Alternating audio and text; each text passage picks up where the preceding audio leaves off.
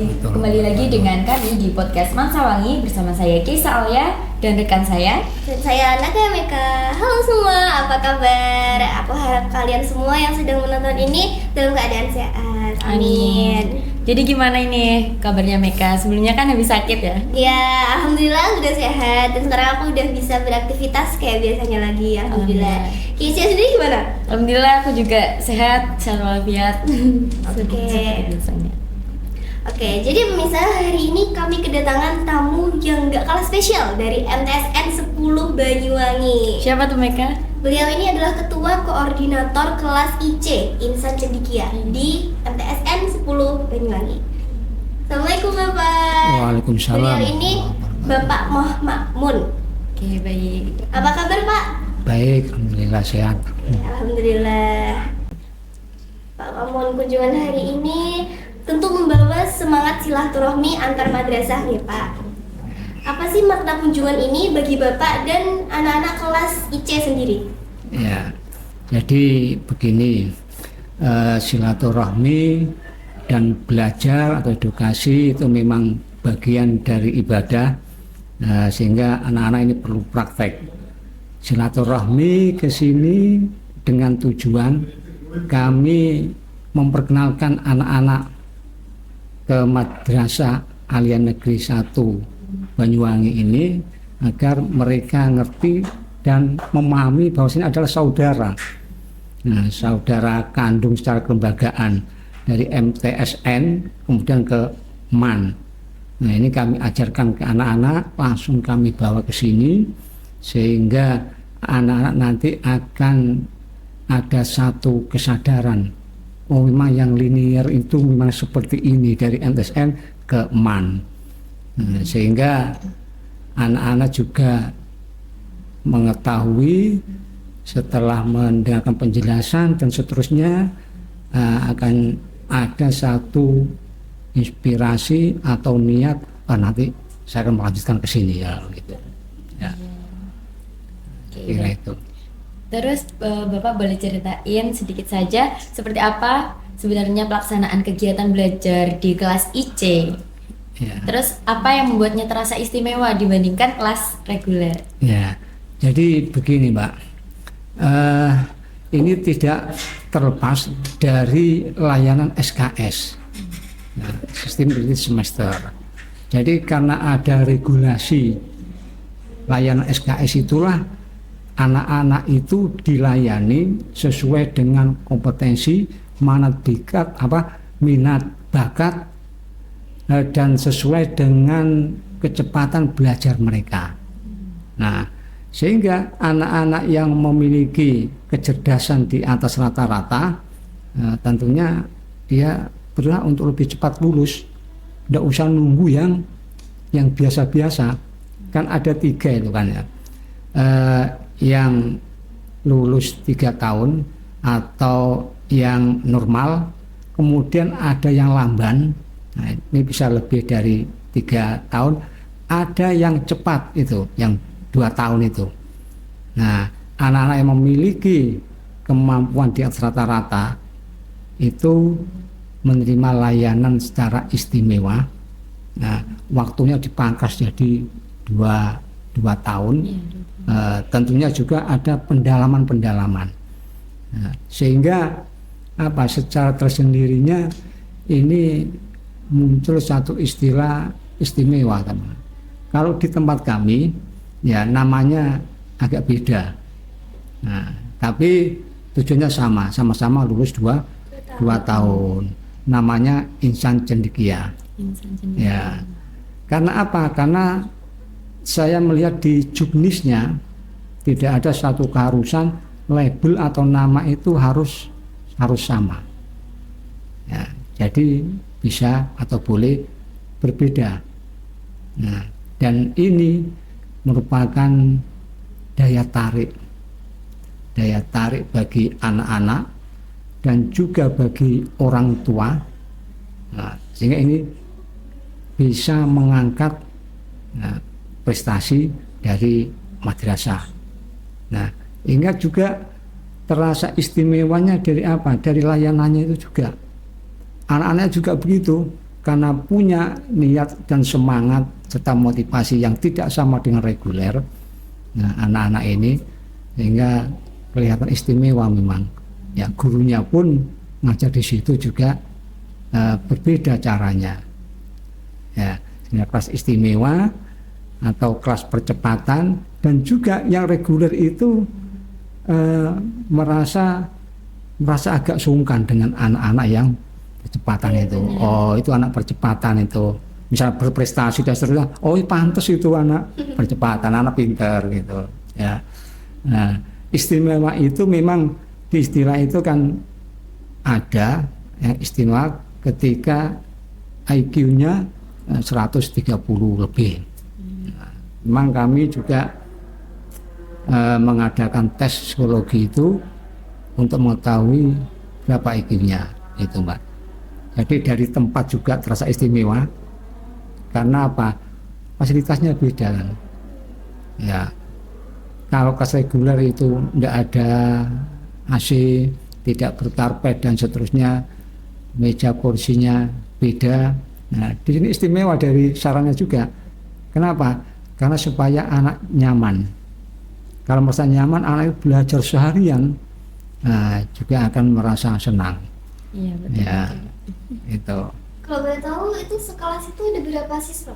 Nah, satu kelas itu semula di semester 2 itu ada 26. 26. Kalau 26. umumnya reguler itu biasanya berapa? Kalau reguler itu lebih banyak. Reguler itu jumlah semuanya kan semua sekitar 203. 203 Nah, seluruhnya. yang masuk percepatan 26. Ya, 26. Kemudian semester 2 berjalan, 4 anak kembali ke reguler. Oh, kenapa itu, Pak? Nah, Reguler. kenapa seperti itu? Itu karena memang juga permintaan anak. Pak, saya merasa wah ini kok begitu berat mungkin ya. Atau juga Pak, saya ikut ekstra. Nah, saya sering meninggalkan sehingga saya tidak bisa mengejar target. Kembali ke reguler. Boleh itu. Karena di MTSN 10 itu kelas percepatan itu heterogen. Artinya heterogen itu masih campur. Ada anak yang normal, ada yang lamban, ada yang cepat. Dan menurut peraturan harus seperti itu. Ya. Kemudian waktu berjalan itu tadi ada yang kembali ke reguler. Ini anak yang 22, tinggal 22 ini terus bertahan sampai semester 5. Nah, gitu. Ya. Alhamdulillah udah sampai Iya, sudah titik. sejauh itu. Benar-benar. Ya. Pak Makmun ya, setiap program itu pasti punya cerita nih di baliknya. Apa sih Pak tantangan atau mungkin keluh kesah yang Bapak rasakan selama mendampingi anak-anak kelas IC? Ya, begini. Karena anak-anak IC itu kan anak-anak pilihan kan. Ya, betul. Anak pilihan yang ketika rekrutmennya ke situ itu juga melibatkan orang tua, ada wawancara, ya, dan seterusnya, sehingga anak-anak itu ya walaupun punya keluhan, ya Pak banyak tugas dan seterusnya, tapi anak-anak itu tanggung jawab konsekuen. Karena apa? Di awalnya sudah ada komitmen, nah, ada perjanjian orang tua dengan anak dengan guru. Ya, terutama anak-anak yang ikut ekstra. Ada juga ikut ekstra itu, tapi anak-anak itu ya tetap punya semangat tanggung jawab. Wah, ini saya ketinggalan, harus saya kejar pelajaran ini. Ya, jadi itu. Untuk gurunya sebenarnya setelah itu anak-anak yang reguler keluar dari kelas IC itu, gurunya semakin mudah. Karena ini anak-anak pintar semua, anak-anak yang memiliki kecepatan belajar. Gurunya ngasih materi, jelaskan, diskusi, ngasih tugas, sudah jalan. Ya, jalan. Walaupun misalnya gurunya benturan kesibukan dengan yang lain, anak tetap belajar sendiri. Sehingga di situ menggunakan UKBM. unit kegiatan belajar mandiri. Semua guru harus bikin UKBM. Nah, UKBM itu tergantung pada capaian pembelajarannya. Ya, tergantung itu. Capaian pembelajaran 1, 2, dan seterusnya tergantung mapelnya. Kalau UKBM 1 tidak lulus kan tidak boleh ambil UKBM 2. Dan seterusnya. Nah, sehingga dari sini kan kelihatan anak yang lamban, yang sedang atau normal, dan yang cepat. Ya. Nah, kemudian kendalanya bagi kami guru itu adalah untuk mewujudkan prestasi anak di luar sekolah secara akademik. Karena anak-anak itu di komunitasnya sudah dikenal anak-anak pinter, ketika mengikuti kompetensi di lain sekolah atau di luar sekolah masih belum mencapai target yang diinginkan. Itu kendala kami. Padahal kami sudah melakukan usaha kerjasama dengan bimbingan belajar. Ya, nah, jadi itu kendalanya. Kalau boleh tahu Pak, bagaimana sih Pak cara Bapak itu menarik anak-anak siswa di MTSN 10 tuh supaya berminat di programnya Bapak ini, program kelas IC. Karena ya Pak, kayak tadi kan ada anak yang pengennya 3 tahun aja, cuman karena mungkin ambisi orang tua, jadi mereka dilema gitu Pak. Bagaimana sih cara Bapak tuh mengkolaborasikan hal tersebut? Ya, tentu itu ada proses. Dimulai dari pendaftaran peserta didik baru, itu sudah kami sampaikan informasi. Di sini ada kelas percepatan dan seterusnya. Nah, kemudian anak-anak yang masuk ke sana itu tahu, oh itu kelas percepatan.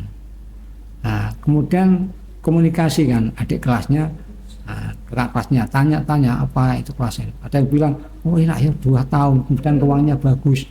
Nah, strategi diantaranya ruang kelas dibuat senyaman mungkin, diberi AC dan seterusnya. Ya, terus 2 tahun. Nah, kemudian ke orang tua begitu juga. Ada orang tua yang sangat bangga dan memang dari rencana itu, dari awal itu memang kepingin anaknya masuk kelas kecepatan atau IC. Nah, ada yang terwujudkan, ada yang kecewa. Orang tuanya sangat berharap anaknya masuk di kelas IC, tapi dari anaknya tidak memenuhi syarat dari IP-nya atau nilainya, sehingga tidak bisa. Orang tua kecewa. Kemudian ada juga orang tua yang kecewa karena anaknya tidak mau padahal sudah memenuhi syarat. Nah, ketika diwawancara, orang tuanya mendukung, setuju, anaknya tidak mau. Oh, tidak mau Pak, saya ingin 3 tahun saja. Ya, dengan berbagai alasan. Tapi biasanya tidak bisa main katanya. Iya, soalnya kayak Ya. tiap hari kita harus belajar. Saya harus belajar dan belajar. Padahal saya tidak. Di angkatan kedua ini pulangnya sama dengan kelas reguler, Pak.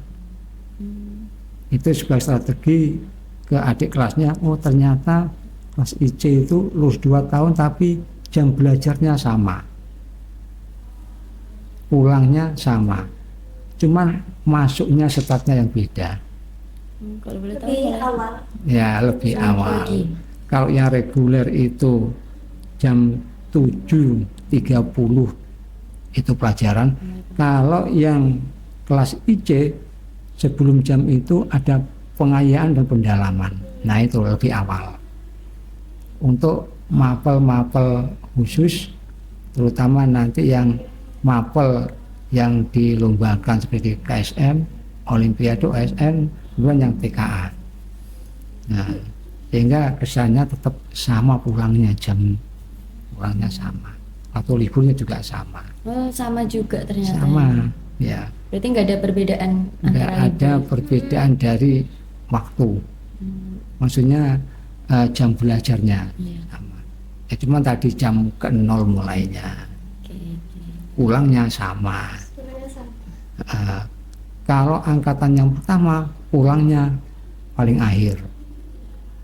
Tapi startnya Ya, startnya sama, ya pulangnya yang akhir. yang akhir. Akhirnya saya balik Oh, sekarang dibalik. balik.